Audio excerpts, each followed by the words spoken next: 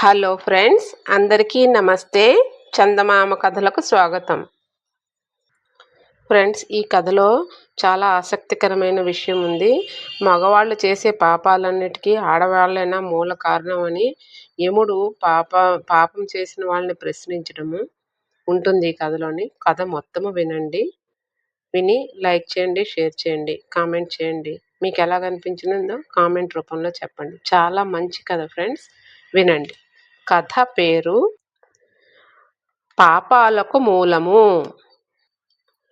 పట్టువదలని విక్రమార్కుడు మళ్ళీ చెట్టు వద్దకు వెళ్ళి చెట్టుపై నుంచి శవాన్ని దించి భుజంపై వేసుకుని ఎప్పటిలాగే మౌనంగా శ్మశానం కేసి నడవసాగాడు. అప్పుడు శవంలోని భేతాళుడు, రాజా, మానవులు పడే పాపాలన్నిటికీ స్త్రీలే కారణమంటారు, కానీ నీవు పడే శ్రమకు ఆడది కారణమైనట్టు నాకు తోచటం లేదు.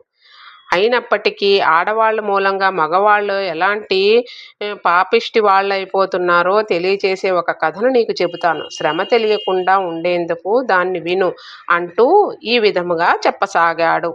ఒకనాడు మాండవ్య మహాముని తపస్సు చేసుకుంటూ ఉండగా రాజభటులు దొంగను వెతుక్కుంటూ వచ్చి మాండవ్యుణ్ణి దొంగ అనుకుని ఆయనను తీసుకుని పోయి కొరత వేశారు. దేహం చాలించిన పిమ్మట మాండవ్యుడు యముడి వద్దకు వెళ్ళి ఆయనను, నాకు ఈ కొరత బాధ ఎందుకు కల్పించావు అని అడిగాడు. నీవు చిన్నతనములో తూనీగలను ముళ్లతో గుచ్చి బాధించావు, అందుచేత నీకు కొరత బాధ కలిగించాను అని యముడు జవాబు చెప్పాడు. అజ్ఞానంతో చేసిన ఆ చిన్న తప్పుకు ఇంత శిక్ష విధిస్తావా? నీవు శూద్రుడుగా మానవ జన్మ ఎత్తు అని మాండవ్యుడు యముణ్ణి శాపించాడు. ఆ శాప ఫలితము అనుభవించడానికి యముడు విదురుడుగా జన్మించాడు. అతడు భూమిపైన ఉన్న 100 కాలంలో అమర్యుడనే ఆదిత్యుడు యముడి పని నిర్వహిస్తూ వచ్చాడు. యముడు ప్రాణులకిచ్చే శిక్షలను నిర్ణయించడంలో పొరపాటు చేసినందువల్లే ముని శాపానికి గురి అయినందువల్ల అమర్యుడు యమలోకానికి వచ్చి నరక బాధలు అనుభవించే వారి పాపాల గురించి, పాప కారణాల గురించి ఎంతో శ్రద్ధగా విచారిస్తూ వచ్చాడు. ఇలా చేసినందువల్ల అమర్యుడికి ఒక వింత సంగతి తెలియవచ్చింది. నరక బాధలు అనుభవించటానికి వచ్చిన వారిలో 190 మంది పాపులు తాము స్త్రీల మూలాన్నే పాపకార్యాలు చేశామంటూ చెప్పుకుని వచ్చారు. దాదాపు ప్రతి పాపి ఇదే మాట అంటూ ఉండడం చేత ఆర్యముడికి ఇందులో కొంత నిజం ఉన్నదేమోనని అనిపించింది. యముడు 100 కాలము భూమిలో గడిపి విదుర జన్మ ముగించి తన పదవికి తిరిగి రాగానే ఆర్యముడు ఆయనతో తాను తెలుసుకున్న విషయం కాస్త చెప్పాడు. యముడు కూడా ఈ విషయం దీర్ఘంగా ఆలోచించాడు. ఎక్కువ పాపాలకు స్త్రీలే కారణమైనట్టయితే పాపులను అంత కఠినంగా శిక్షించడం అధర్మం అవుతుంది. మగవాళ్ళు చేసిన పాపాలకు కొంత శిక్ష స్త్రీలు కూడా అనుభవించాల్సి ఉంటుంది అనుకుంటూ యముడికి తన చిన్ననాటి విషయం జ్ఞాపకము వచ్చింది. ఆయన తల్లి సంజ్ఞాదేవి యముణ్ణి కన్న తర్వాత తన భర్త అయిన సూర్యుడి వద్ద తన ఛాయను ఉంచి తాను పుట్టింటికి వెళ్ళింది. తర్వాత ఛాయ యముణ్ణి సవతి కొడుకులా చూస్తూ తన సొంత పిల్లల్ని ఎక్కువగా చూసింది. ఇది సహించలేక యముడు ఆమెను తన్నాడు. యముడి కాలు విరిగి భూమిపై పడేలాగా ఛాయ శపించింది. తర్వాత యముడు తన తండ్రి అయిన సూర్యుడి అనుగ్రహంతో ఎలాగో శాపం నుంచి విముక్తుడు కావడం వచ్చింది. విముక్తుడయ్యాడు. ఇదంతా జ్ఞాపకం చేసుకుంటే యముడికి కూడా ఒకవేళ స్త్రీలే అనేక పాపాలకు మూలన కారణాలేమో అన్న సందేహము కలిగింది. అయినప్పటికీ తగిన విచారణ లేకుండా ఏ నిర్ణయానికి రాకూడదు. అందుచేత యముడు తన అనుచరులలో ఒకడైన చండముడనే వాడిని, నాయనా చండా, నువ్వు 10 ఏళ్ల పాటు మనిషిగా భూలోకములో చరించి పురుషులు చేసే పాపాలకు మూల కారణం స్త్రీలు అవునో కాదో స్పష్టంగా తెలియచేసుకు రావాలి. మనుషులకు డబ్బు అవసరము, అందుచేత నీకు 1,00,000 బంగారు దీనారాలు ఇస్తాను. అక్కడే ఉండి ఉన్న కాలంలో నీకు దేవతా శక్తులు ఉండవు. మామూలు మనిషిలా బతుకు. తగిన కన్యను చూసి పెండ్లాడు. సంసార జీవితం గడుపు. నీ పుణ్యపాపాల చిట్టా వెయ్యవద్దని చిత్రగుప్తుడితో చెప్తాను, తెలిసిందా అన్నాడు. మానవ లోకంలో 10 సంవత్సరాలు ఉండడమంటే చండుడికి మనస్కరించలేదు. కానీ యముడు చేసే ధర్మ నిర్ణయం తనపై ఆధారపడి ఉంటుందని గ్రహించాక తాను మానవుడు కావటానికి సంతోషముగా ఒప్పుకున్నాడు. యముడు చండుడిని 30 ఏళ్ల అందగాడిలా తయారు చేసి 1,00,000 దీనారాలిచ్చి భూమిపై నీ ఇష్టమొచ్చిన స్థలానికి వెళ్ళు అన్నాడు. చండుడు చండసింహుడనే పేరు పెట్టుకుని ఏకంగా ఇంద్రప్రస్థంలో దిగాడు. దేవలోకానికి పోటీగా యముడు నిర్మించిన ఒక మహానగరము ఆనాడు భరతవర్షానికి అంతటికీ మేటి నగరము.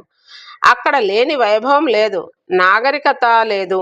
చండుడు ఆ నగరంలో నివాసం ఏర్పాటు చేసుకుని తాను కాశీదేశపు వ్యాపారినని చెప్పుకుంటూ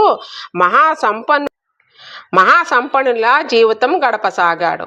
నగరంలోని ఎందరో కునీలు తన కుమార్తెను అతనికిచ్చి పెండ్లి చేయటానికి ప్రయత్నించారు.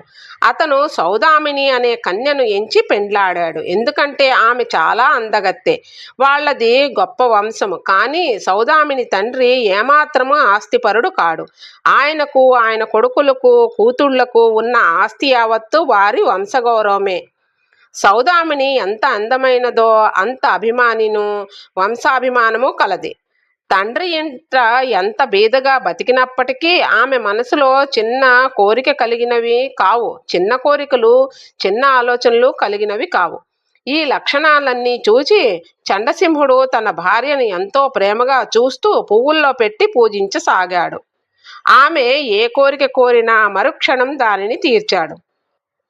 అందుచేత అతని వద్ద పుష్కలంగా డబ్బు ఉండేది, కానీ మొత్తం ఖర్చయింది.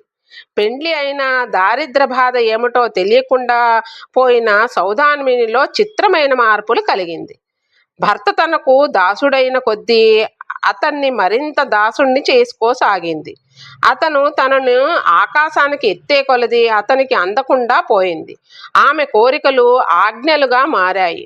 ఆమె వెనక ఉండిన ఆత్మాభిమానం వలన అహంకారముగా పరిణమించింది. అయినా చండసింహుడు ఆమెను ఇష్టానుసారం జరగనిచ్చాడు.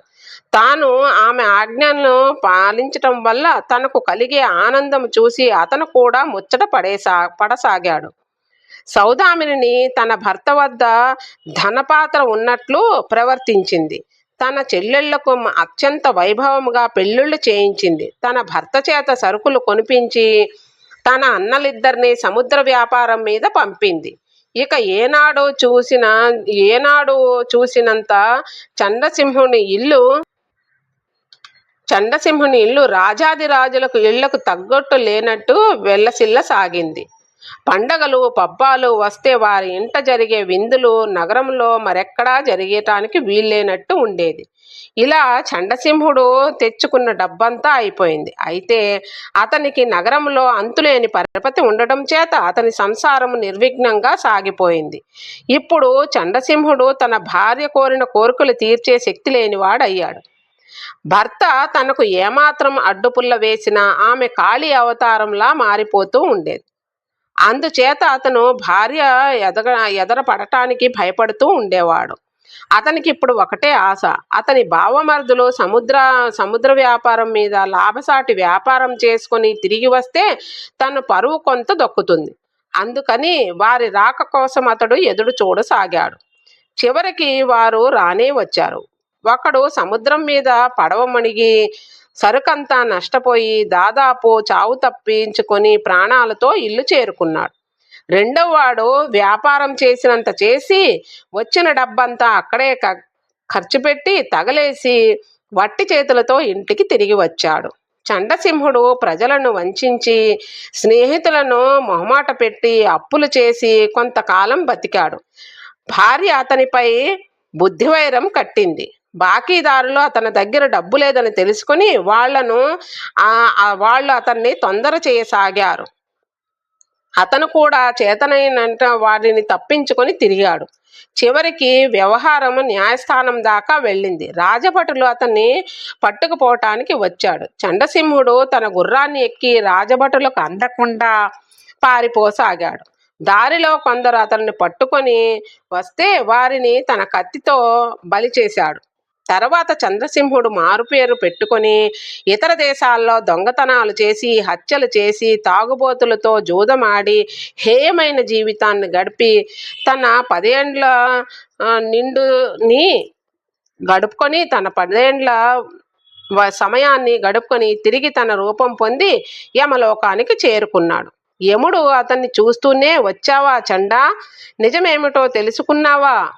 మగవాళ్ళు చేసే పాపాలన్నిటికీ ఆడవాళ్లేనా మూల కారణం? వారి బాధ్యత ఎంతో అడిగావా అన్నాడు. స్వామి, మగవాళ్ళు చేసే పాపాలకు ఆడవాళ్ళు ఎంత మాత్రమూ కారణము కాదు, బాధ్యత అంతా మగవాళ్లదే అన్నాడు చండుడు. భేతాళుడు ఈ కథ చెప్పి, రాజా, చండుడు యముడితో ఇలా ఎందుకు అన్నాడు? సౌదామిని మూలంగానే కదా అతను ఇన్ని కష్టాలు పడి అన్ని పాపాలు చేసింది. బాధ్యత అంతా మగవాళ్లదేనంటంలో అతని ఉద్దేశం ఏమై ఉంటుంది?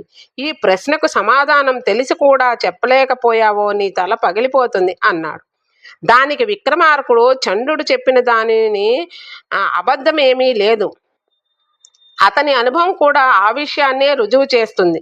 పురుషులు తన ఆనందం కోసం ఆడవాళ్ల స్వార్థాన్ని, అతిశయాన్ని ప్రకోపింపజేస్తారు. వాటి వల్ల తమకు చిక్కులు వచ్చినప్పుడైనా తమ తప్పు దిద్దుకోక పాపాలకు పూనుకుంటారు. చండసింహుడు దారిద్ర బాధ అనుభవిస్తూ కూడా తన వద్ద డబ్బు లేదని భార్యకు చెప్పలేదు. సౌదామిని దారిద్ర్యము ఎరుగనిది కాదు. డబ్బు దుర్వ్యసనాలు చేయటంలో ఉండే ఆనందాన్ని చంద్రసింహుడు కూడా తృప్తి పడుతూ ఆమెకు కూడా నేర్పించాడు. ఆమెను ఆకాశానికి ఎత్తాడు, అహంకారిగా చేశాడు. ఆమెను యజమానురాలుగా చూసి ఆమె తనను సేవకుడుగా చూసినా కూడా అడ్డు చెప్పలేదు.